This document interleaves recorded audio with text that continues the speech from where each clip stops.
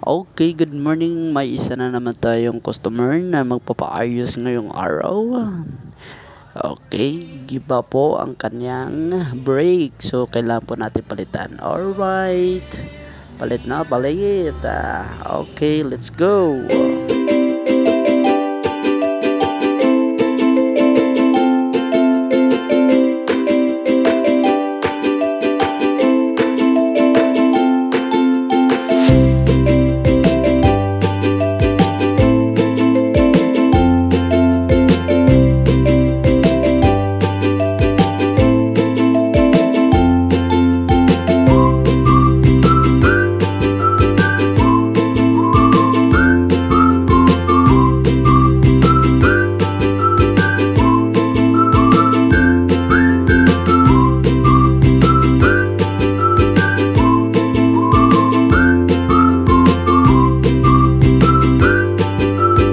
Ayun, tapos na ang e-bike ni sir. Nakabit na natin ang kanyang brake shoe at goods na ang e-bike ni sir.